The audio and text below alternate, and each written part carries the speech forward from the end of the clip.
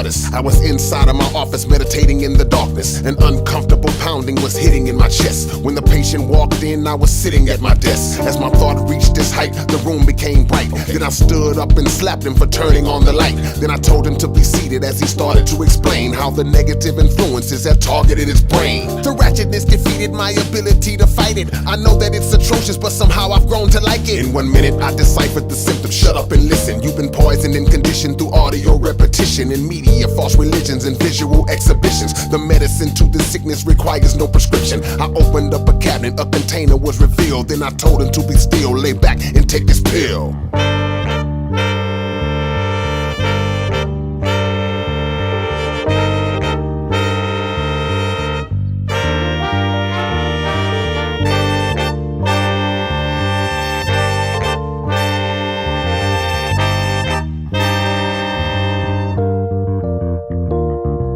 What are you trying to do? I'm going to deprogram you. What are you going to do? I'm going to deprogram you. No, just let me go, I can't stand you, Doctor, damn you. You'll thank me when I'm through, I'm going to deprogram you. What are you trying to do? I'm going to deprogram you. What are you going to do? I'm going to deprogram you. No, just let me go, I can't stand you, Doctor, damn you. You'll thank me when I'm through, I'm going to deprogram you. It was obvious his mind was rejecting cause he was choking. 3 seconds after he took it, his body started convulsing. I've been doing this for years, I'm trained, I'm not a novice. So I recognized quickly an exorcism was in progress. The process wasn't clean, he was harder to redeem. This was one of the most extreme cases I'd ever seen. I expect a little resistance, but never a rejector. Hooked his brain up to this thing that showed his thoughts on a projector screen. Every idea and dream he ever dreamed. Told my secretary Jean to bring me a nectarine. As I ate it, I sit back and let the method take its course. It rewound back, eventually landing at the source. When the needle spiked hard, I got anxious. I saw how the dangerous language came through his subconscious chambers, initiating gradual changes that were rendering him brainless. The power blew and shorted out the main switch.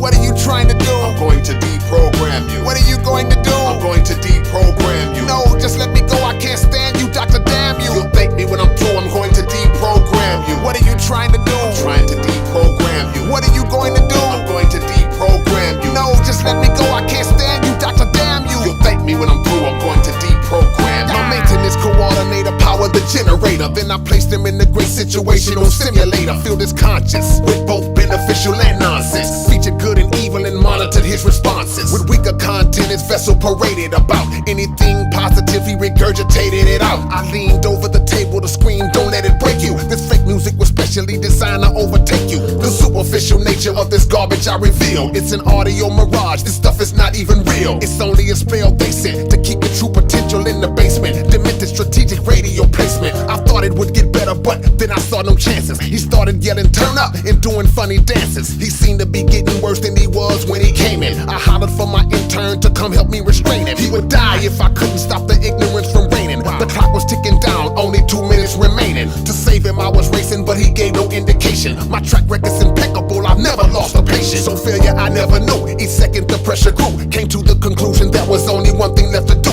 He's nearly a vegetable, I have to handle this directly. Laid on a table next to him, told my intern to connect me and effectively inject more intellect till he was stable. Similar to car batteries connected with jumper cables. But if it didn't work, I would lose all my brain fluid. My intern said, please don't. I said, shut up and do it. When he plugged me in to try it, sparks flew from the wires. The lights were flicking on and off, the room was on fire. In purple, communication after that was non-verbal. The screen said total completion of transferal. The course that ran thorough, but something was still concerning. In silence, both of us would lay motionless on a gurney. The patient's eyes open as the sun beamed through the window. My team started removing the cords from my temples. He raised up and said he was healed, the method's proven. They waited for me to respond, still I wasn't moving. They entertained the thought that I had let my tactics break me. They did everything in their power to resuscitate me. One of them read the Bible as I laid there idle, and multiple devices were used to check the vitals. They shocked me, medicated me, but still wasn't recovering. They worked to bring me back a whole hour, but still nothing. Then grateful for my sacrifice, sacrificing all of our devotion. They drove me 700 miles and placed me in the ocean. I floated out to sea as they cried and started grieving. They stayed the whole evening, said some words before leaving. They traveled home mourning the demise of the doctor. Returned to the facility to empty out their lockers. They came back to the building, walked inside and nearly lost it. Looked down the hall and saw me watching TV in my office. Drinking a cup of coffee, relaxed, trying to chill. As the patient tried to hug me, I just handed him the bill. Everyone was like, we thought that you had suffered sure disaster. I said, yes I know, that's why you're the student and I'm the master.